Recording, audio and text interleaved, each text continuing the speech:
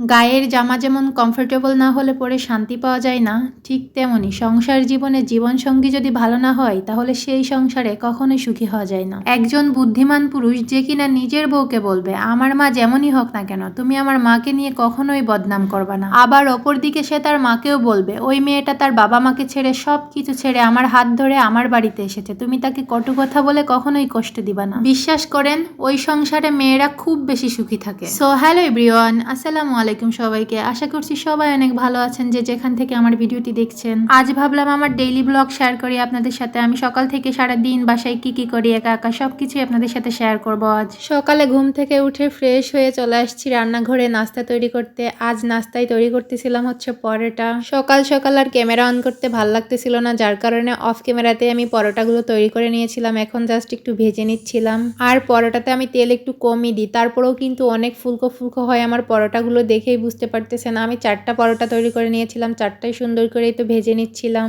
আর বাবুর বাবা তো পরোটা খেতে অনেক বেশি পছন্দ করে, আমাকে প্রায় বলে সকালে পরোটা বানিয়ে নাস্তায়। কিন্তু ওই যে একটা সমস্যা, সে সকাল 6টায় বেরিয়ে যায় আর দুপুর 12টায় আসে বাসায়, যার কারণে পরোটা বানালেও সে খেতে পারে না, আমি আর বাবুই খাই। আর একটা সমস্যা, আমি সকালে একটু ঘুম থেকে দেরি করে উঠি আর সে তার মতো উঠে চলে যায়, আমাদের আর তেমন একটা চাপ দেয় না। আমি আগে তেমন একটা পরোটা বানাতে পারতাম না, মানে এই পরোটার ডোটা ভালো করে তৈরি করতে পারতাম না। এখন মাশাআল্লাহ ভালোই পেরে গেছি, মানে অল্প তেলে ভাজি তারপরেও এত সফট হয় পরোটাগুলো। একটা জিনিস খুব ভালো করেই বুঝতে পারছি যে পরোটার ডোটাই মেন, পরোটার ডোটা যত ভালো হবে পরোটাও খেতে ততটাই ভালো হবে। এদিকে আমি এক এক করে সবগুলো পরোটাই তো ভেজে নিচ্ছিলাম আর এত ফুলকো ফুলকো হচ্ছিল, আর পরোটা যখন ফুলে ওঠে আমার তো দেখতে অনেকটাই ভালো লাগে। তো এদিকে আমি পরোটার সাথে খাওয়ার জন্য একটা ডিমও ভেজে নিব। আমি অফ ক্যামেরাতে গুলিয়ে নিয়েছিলাম পরোটাটা ভেজে, আমি ডিমটাও ভেজে নিচ্ছিলাম।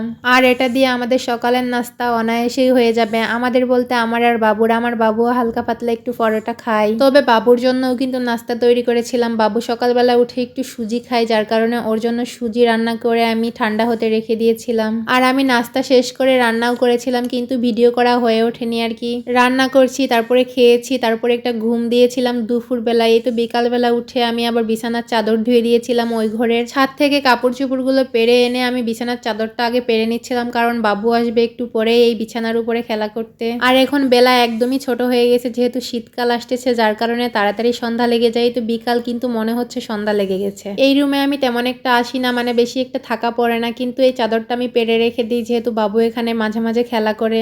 আমি আবার একটু দর্জির কাজ শিখতেছি নতুন নতুন, যার কারণে এই ফাঁকা ঘরটাতে আমার কাজ করা হয়। আমি এখানে যখন বসে বসে কাজ করি তখন বাবু এখানে এই বিছানাতে বসে বসে খেলা করে, এই জন্য এই বিছানার চাদরটা 2-1 দিন পর পরে আমি ধুয়ে দিই, যেহেতু বাবু ওখানে বসে। বিছানাটা পেরে ঘরটা আমি সুন্দর করে ঝাড়ু দিয়ে নিচ্ছিলাম। আর আমি অনেক কিছুই ভিডিও করতে পারি না, শুধু বাবুর জন্য যখনই ভিডিও করতে যাই তখনই ক্যামেরার সামনে যেয়ে দাঁড়িয়ে থাকে, যখন একটু বাবুর বাবা বাসায় থাকে তখন একটু ভিডিও করতে পারি। বাবু ওর বাবার সাথে অন্য রুমে থাকে আর আমি অন্য রুমে ভিডিও করি, মানে অন্য রুমে কাজ করি, সেই রুমের ভিডিওটা নিয়ে নেই আর কি। ওর বাবা বাসায় না থাকলে ও আমার পিছু পিছু সবসময় ঘুরঘুর করে, আমি যেখানে যাব ও সেখানে যাবে, আমি যেখানে যে দাঁড়াবো ও সেইখানে যে দাঁড়াবে। কোনো কাজই আমাকে ঠিকঠাক করে করতে দেয় না, কিন্তু একা একা যখন কাজ করি সব কাজই কিন্তু আমি ঠিকঠাক করে নিই, আর অল্প সময় কিন্তু আমার সব কাজ হয়ে যায়। ঘরটা ঝাড়ু দিয়ে ময়লাটা উঠিয়ে রেখে তারপরে ছাদ থেকে কিছু কাপড় উঠিয়েছিলাম, সেইগুলাই ভাঁজ করে উঠিয়ে রেখে দিব। তো আমি ময়লাটা উঠিয়ে নিয়ে তারপরে আবার চলে যাই ওই রুমে, দেখি আমার মেশিনটা একদম আলগা হয়ে আছে, মানে সেলাই মেশিন আর কি। এই তো 10-15 দিন হলো আমি এই মেশিনটা নিয়েছি, যেহেতু দর্জির কাজ শিখতেছি, একটা মেশিন না থাকলে হয় না। মেশিন কেনা হয়েছে কিন্তু মেশিনের ঢাকনাটা কেনা হয়নি, যার কারণে আমি কাপড় দিয়ে ঢেকে রেখে দিচ্ছিলাম, অনেক ময়লা পড়ে। তারপরেই তো আজকে বাবুর বাবার ইউনিফর্মগুলো ধুয়ে দিয়েছিলাম, ওইগুলাই আমি হ্যাঙ্গার করে রেখে দিচ্ছিলাম। সে নিজের ফর্মাল কাপড়গুলো অত বেশি যত্ন করে না, এই কাপড়গুলো যে কি পরিমাণ যত্ন করে তা বলার মতো না। কাপড়গুলো এলোমেলো থাকলে সে খুব রাগ করে, যার কারণে আমি কাপড়টা ধুয়ে দিয়েছিলাম, এখন হ্যাঙ্গারিং করে রেখে দিচ্ছিলাম যাতে একটু খুশি হয় সে দেখলে। তবে তার এই কাজগুলো সে নিজেই করে, যখন ডিউটি থেকে আসে তখনই কাপড়টা সুন্দর করে ভাঁজ করে রেখে দেয়।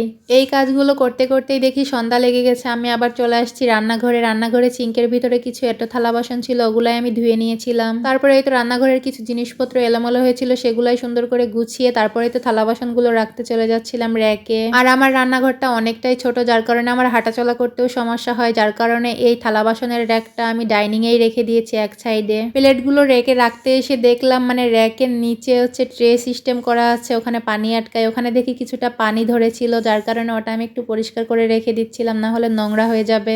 একটা জায়গাতে 2-1 দিন পানি পড়ে থাকলে সেই জায়গাটা কেমন যেন হয়ে যায়, মানে দেখতে একটু খারাপ দেখা যায় আর কি। এই তো আমি ট্রেটা আবার র্যাকে লাগিয়ে দিচ্ছিলাম। ভিডিওটি দেখতে দেখতে যারা এই পর্যন্ত চলে আসছেন তাদেরকে সবাইকে অসংখ্য ধন্যবাদ। তো আজকের ভিডিওটি এই পর্যন্তই, দেখা হবে নেক্সট কোনো ভিডিওতে। আল্লাহ হাফেজ।